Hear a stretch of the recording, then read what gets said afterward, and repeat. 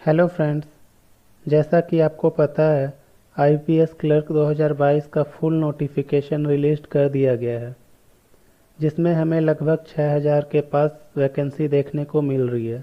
मगर इनमें से कुछ बैंक ऐसे हैं जिन्होंने अभी तक वैकेंसी रिपोर्ट नहीं की है, तो इसके पूरे चांसेस है कि ये वैकेंसी और इंक्रीज़ हो सकती है।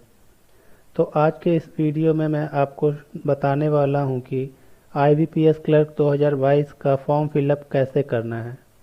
आप नोटिफिकेशन में सारी डिटेल्स चेक कर सकते हैं, जैसे कि पार्टिसिपेटिंग बैंक कौन कौन से हैं, इम्पॉर्टेंट डेट क्या क्या रहने वाली है, एलिजिबिलिटी क्राइटेरिया आप चेक कर सकते हैं। जैसे यहाँ पे एज मांगी गई है 20 से 28 ईयर।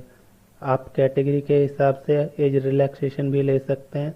बाकी क्वालिफ़िकेशन की बात करें तो आपके पास डिग्री होनी चाहिए और साथ ही कंप्यूटर नॉलेज होना चाहिए। तो कंप्यूटर नॉलेज में ज़रूरी नहीं है कि कोई डिग्री ही रहनी चाहिए। अगर आपके पास डिग्री, डिप्लोमा या सर्टिफिकेट है फिर तो बहुत अच्छी बात है, नहीं तो अगर आपके एकेडमिक में कोई भी अगर कंप्यूटर का सब्जेक्ट रहा हो तो भी आप एलिजिबल है। बाकी कुछ स्टूडेंट्स को डाउट होगा कि अगर वो फाइनल ईयर में है तो क्या वो अप्लाई कर सकते हैं या नहीं। तो यहाँ पे डेट मेंशन है 21 जुलाई 2022। अगर इस डेट तक आपका ग्रेजुएशन कंप्लीट हो जा रहा है तो आप एलिजिबल है, अगर नहीं तो फिर आप अप्लाई नहीं कर सकते हैं। उसके अलावा प्रीलिम्स और मेंस के क्या क्या सिलेबस होंगे वो भी आप नोटिफिकेशन में चेक कर सकते हैं। उसके अलावा आप जिस स्टेट के लिए अप्लाई करने वाले हैं उस स्टेट में कौन सी लैंग्वेज की रिक्वायरमेंट है वो यहाँ पे मेंशन कर दिया गया, आप ये लिस्ट चेक कर सकते हैं। साथ ही आप अप्लाई करने से पहले यहाँ पे चेक कर सकते हैं कि कौन से स्टेट में कितनी वैकेंसी दी गई है। उसके बाद आप डिसाइड कर सकते हैं कि आपको कौन से स्टेट से अप्लाई करना है। तो ये सारी डिटेल्स चेक करने के बाद अगर आप एलिजिबल है उसके बाद आप अप्लाई कर सकते हैं। तो चलिए मैं आपको दिखाता हूँ कि फॉर्म को कैसे फिलअप करना है। फॉर्म फिलअप करने से पहले मैं आपको बता दूं कि आपके पास ये चारों चीज़ें रेडी होनी चाहिए, तभी आप फॉर्म फिलअप कर पाएंगे। आपके पास आपकी फ़ोटोग्राफ की स्कैन कॉपी होनी चाहिए जिसकी साइज़ 20 से 50 केबी के बीच होगी। आपका सिग्नेचर का स्कैन कॉपी होनी चाहिए 10 से 20 केबी के बीच। और आपके लेफ़्ट थंब इम्प्रेशन होना चाहिए 20 से 50 केबी के बीच। और एक हैंड रिटन डिक्लेरेशन भी देना होगा 50 से 100 केबी के बीच, जिसकी साइज़ होगी। तो हैंड रिटन डिक्लेरेशन में क्या लिखना है वो आपको नोटिफिकेशन में फॉर्मेट मिल जाएगा। तो आप यहाँ से चेक कर सकते हैं, यहाँ पे दिया गया कि आपको किस फॉर्मेट में डिक्लेरेशन देना है। तो सेम आपको ब्लैंक पेपर पे ये चीज़ें कॉपी कर देनी है। बस ये जो ब्लैंक है यहाँ पे आप अपना नेम मेंशन कर देंगे, बाकी सारी चीज़ें सेम रहेगी। उसे आप ब्लैंक पेपर पे लिखकर उसे स्कैन कर लेंगे और जो रिक्वायर्ड साइज़ है उसमें कन्वर्ट कर लेंगे। तो ये सारी चीज़ें जब आपके पास रेडी हो जाएगी तभी आप फॉर्म फिलअप करना स्टार्ट कर सकते हैं। तो चलिए अब मैं आपको दिखाता हूँ कि फॉर्म को कैसे फिलअप करना है। तो उसके बाद आपको सबसे पहले आईबीपीएस के ऑफिशियल वेबसाइट पर आना पड़ेगा। यहाँ पर आपको सबसे ऊपर ही अप्लाई ऑनलाइन का ऑप्शन मिल जाएगा, आपको इस पर क्लिक कर देना है। उसके बाद आपके सामने कुछ इस तरह का इंटरफेस नज़र आएगा। यहाँ पर आप देख सकते हैं कि फॉर्म 1 जुलाई 2022 से फिलअप होना स्टार्ट हुआ है। आप 21 जुलाई 2022 तक फॉर्म फिलअप कर सकते हैं। तो यहाँ पर सबसे पहले आपको click here for new registration पर क्लिक करना है। उसके बाद सबसे पहले यहाँ पर आप अपना फर्स्ट नेम एंटर करेंगे और यहाँ पर फिर से फर्स्ट नेम एंटर करके कंफर्म कर देंगे। और अगर आप कोई मिडिल नेम लगाते हैं तो यहाँ पर मिडिल नेम एंटर कर देंगे, और अगर नहीं लगाते तो इसे ब्लैंक भी छोड़ सकते हैं। उसके बाद यहाँ पर आप अपना लास्ट नेम एंटर करेंगे और यहाँ पर फिर से कंफर्म कर देंगे अपना लास्ट नेम। उसके बाद यहाँ पर आप अपना मोबाइल नंबर एंटर कर देंगे और फिर से यहाँ पर कंफर्म कर देंगे अपना मोबाइल नंबर। उसके बाद यहाँ पर आप अपना ईमेल आईडी एंटर करेंगे और यहाँ से डोमेन सेलेक्ट कर लेंगे कि आपका ईमेल आईडी कौन से डोमेन पे है। उसके बाद यहाँ पर एक बार कंप्लीट ईमेल एड्रेस एंटर कर देंगे।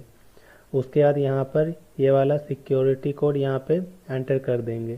सारा डिटेल्स फिल हो जाने के बाद यहाँ पर सेव एंड नेक्स्ट पर क्लिक करेंगे। उसके बाद आपका रजिस्ट्रेशन सक्सेसफुल हो जाएगा और आपके मोबाइल नंबर और ईमेल एड्रेस पर आपका रजिस्ट्रेशन नंबर और पासवर्ड सेंड कर दिया जाएगा। इन केस अगर आपका सेशन लॉग आउट हो जाता है तो बाद में आप इस रजिस्ट्रेशन नंबर और पासवर्ड से लॉगिन कर अपना फॉर्म फिलअप कर सकते हैं। तो जैसे कि यहाँ पर ऑलरेडी लॉगिन है तो अब यहाँ पर हमें अपना फ़ोटोग्राफ और सिग्नेचर अपलोड करना है। तो यहाँ से आप चूज़ फाइल पर क्लिक कर अपना फ़ोटो सेलेक्ट कर लेंगे और यहाँ पर इस चेक बॉक्स को क्लिक कर देंगे।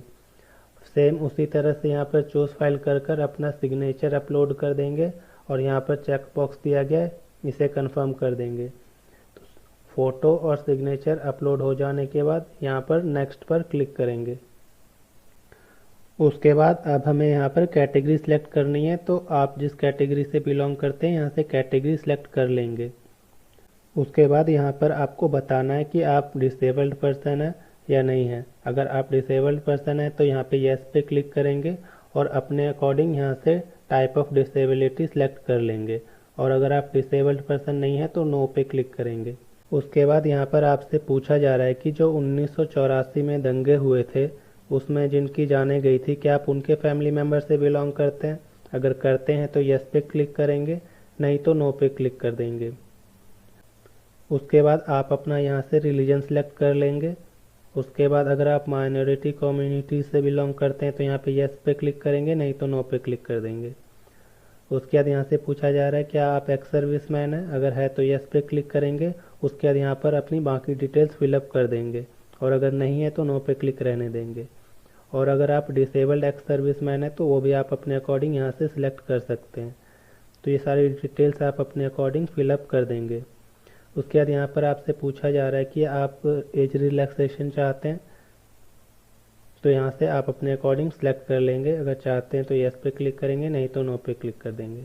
उसके बाद यहाँ पर आपसे पूछा जा रहा है क्या आपने पहले भी कभी IBPS क्लर्क का एग्ज़ाम दिया है। अगर दिया है तो येस पर क्लिक करेंगे और कितनी बार दिया है यहाँ पे एंटर कर देंगे नंबर।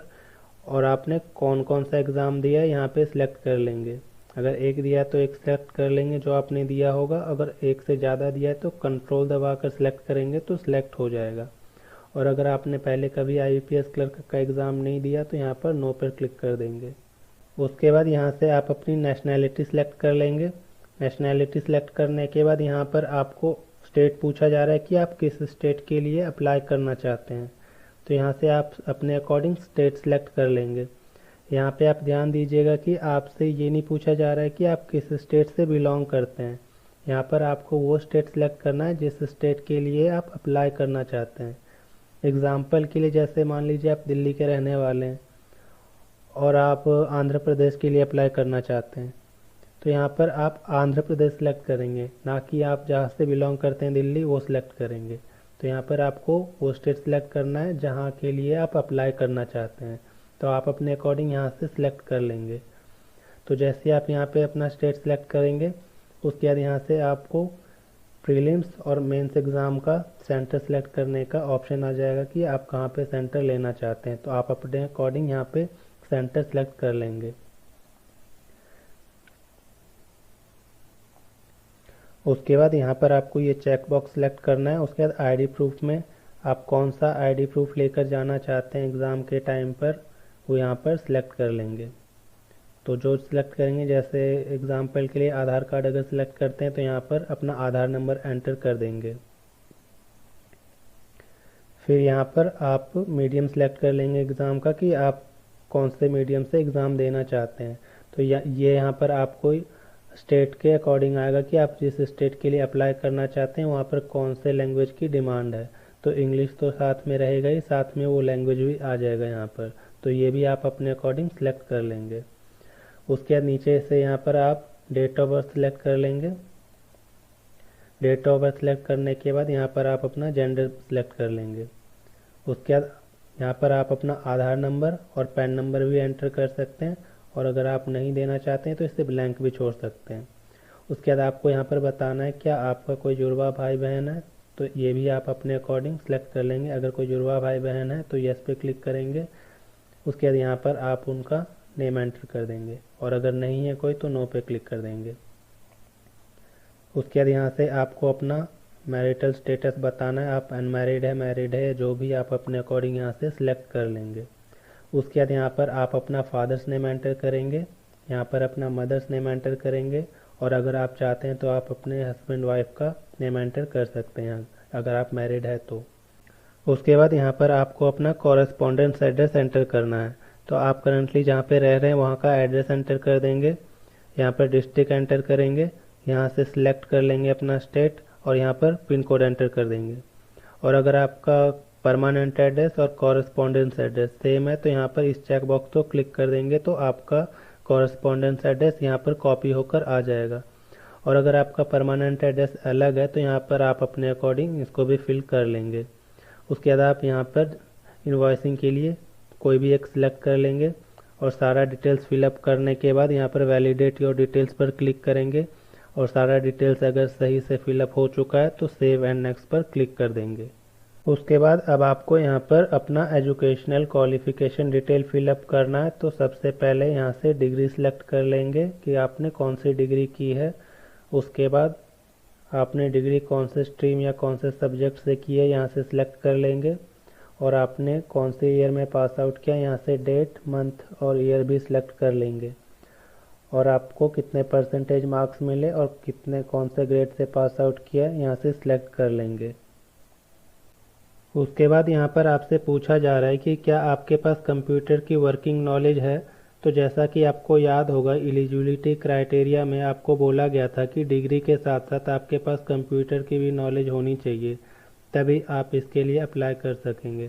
तो यहाँ पर आपको यस सेलेक्ट करना होगा, और आपके पास फिर चाहे डिग्री कोर्स हो कोई या डिप्लोमा कोर्स हो या आपने कोई सर्टिफिकेट कोर्स कर रखा है या आपके एकेडमिक में कंप्यूटर एज ए सब्जेक्ट था तो आप अपने अकॉर्डिंग यहाँ से सिलेक्ट कर लेंगे। उसके बाद नीचे अगर आपके पास कोई वर्क एक्सपीरियंस है तो यहाँ पर वो डिटेल्स फिलअप कर देंगे, नहीं तो यहाँ पर आप इसे ब्लैंक भी छोड़ सकते हैं। उसके बाद अगर आप SC ST कोटा या रिलीजियस माइनॉरिटी या एक्स सर्विसमैन से बिलोंग करते हैं तो आपको एग्ज़ाम से पहले एक प्री एग्ज़ाम ट्रेनिंग दी जाएगी। तो उसके लिए आप यहाँ पर सेंटर सेलेक्ट कर सकते हैं, तो ये आप अपने अकॉर्डिंग यहाँ से सिलेक्ट कर लेंगे। उसके बाद आपसे यहाँ पर पूछा जा रहा है क्या आपके अगेंस्ट कोई केस भी रजिस्टर्ड है, तो आप अपने अकॉर्डिंग यहाँ से येस और नो सेलेक्ट कर सकते हैं। उसके बाद यहाँ पर आपको बताना है कि आपको कौन कौन सी लैंग्वेज आती है, तो यहाँ पर लैंग्वेज का नेम एंटर कर देंगे, और अगर वो लैंग्वेज आपको पढ़ने के लिए आती है तो रीड पे भी टिक कर देंगे, अगर लिखने के लिए आती है तो यहाँ पे भी टिक कर देंगे, और अगर आपको बोलने के लिए भी आती है तो इसको भी टिक कर देंगे। तो वैसे अगर आपको एक से ज़्यादा लैंग्वेज आती है तो यहाँ पर लैंग्वेज का नेम और यहाँ पर ये अपने अकॉर्डिंग टिक कर सकते हैं। उसके बाद ये सिक्योरिटी कोड यहाँ पर एंटर करेंगे और वैलिडेट योर डिटेल्स पर क्लिक कर देंगे, और अगर सारी डिटेल्स आपने फिलअप कर दी है सही तो यहाँ पर सेव एंड नेक्स्ट पर क्लिक कर देंगे। उसके बाद आप देख सकते हैं कि यहाँ पे 2 कॉलम है, नेम ऑफ द बैंक का और प्रेफरेंसेस का। तो आप अपने अकॉर्डिंग यहाँ पर बैंक प्रेफरेंस दे सकते हैं। तो आप एक बार पहले चेक कर लें कि आप जिस स्टेट के लिए अप्लाई कर रहे हैं उस स्टेट में इन बैंकों में कितनी कितनी वैकेंसी दी गई है, और जिन्होंने अभी तक रिपोर्ट नहीं की है वो भी अपडेट करेंगे ही। तो मैं आपको सजेस्ट करूँगा कि आप सारे बैंक यहाँ पे मेंशन कर दें। तो आप अपने अकॉर्डिंग यहाँ पे प्रेफरेंस दे देंगे कि पहले आपको कौन सा बैंक का प्रेफरेंस डालना है फिर कौन से बैंक का, तो यहाँ से आप अपने अकॉर्डिंग सारा सेलेक्ट कर लें। उसके बाद ये सिक्योरिटी कोड यहाँ पर एंटर करेंगे और वैलिडेट योर डिटेल्स पर क्लिक करेंगे, और सब कुछ अगर सही है तो सेव एंड नेक्स्ट पर क्लिक कर देंगे। उसके बाद यहाँ पर एक प्रीव्यू शो हो जाएगा आपके एप्लीकेशन फॉर्म का। आप एक बार सारा डिटेल्स ठीक से चेक कर लेंगे सही है या नहीं है। उसके बाद यहाँ पर आई एग्री पर क्लिक करेंगे, और आपका नेम यहाँ पर और आपके आईडी प्रूफ पर सेम है तो इस चेक बॉक्स को भी क्लिक करेंगे, और अगर आपका नेम चेंज है, आप कोई दूसरा आईडी प्रूफ लेकर जाना चाहते हैं तो इस पर भी क्लिक कर देंगे। उसके बाद ये वाला सिक्योरिटी कोड यहाँ पर एंटर करेंगे और कंप्लीट रजिस्ट्रेशन पर क्लिक कर देंगे। अब आपको यहाँ पर अपना लेफ्ट थंब इम्प्रेशन और हैंड रिटन डिक्लेरेशन अपलोड करना है जो स्टार्टिंग में आपने कंप्लीट कर रखा हुआ था। तो यहाँ पर चूज़ फाइल पे क्लिक कर लेफ्ट थंब इम्प्रेशन अपलोड कर देंगे, और सेम उसी तरह से अपना हैंड रिटन डिक्लेरेशन यहाँ पर चूज़ फाइल कर अपलोड कर देंगे। दोनों फाइल अपलोड हो जाने के बाद ये सिक्योरिटी कोड यहाँ पर एंटर करेंगे और सेव एंड नेक्स्ट पर क्लिक करेंगे। अब यहाँ पर आपको अपना फ़ी पेमेंट करना है, तो आप इन दोनों में से कोई भी एक ऑप्शन सेलेक्ट कर सकते हैं, बिल डेस्क या पेटीएम का, और ये सिक्योरिटी कोड यहाँ पर एंटर कर कर सबमिट करेंगे।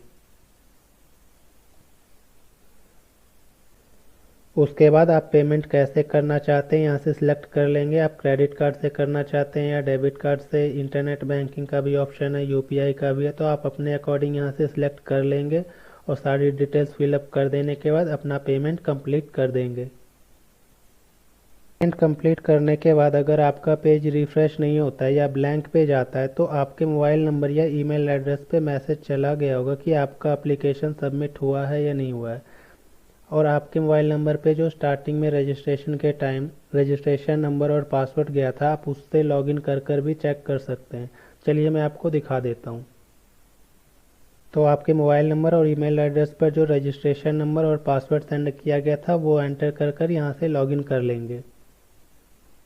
लॉगिन करने के बाद आपके सामने कुछ इस तरह से पेज ओपन होकर आएगा। आप यहाँ पर चेक कर सकते हैं कि ई रिसिप्ट प्रिंट का ऑप्शन है, टैक्स इनवॉइस का ऑप्शन है, एप्लीकेशन प्रिंट करने का ऑप्शन है। तो इसका मतलब आपका एप्लीकेशन सक्सेसफुली सबमिट हो चुका है। आप डबल कंफर्मेशन के लिए थोड़ा नीचे आएंगे तो यहाँ पे पेमेंट वाले ऑप्शन में आप देख सकते हैं कि पेड लिखा हुआ है।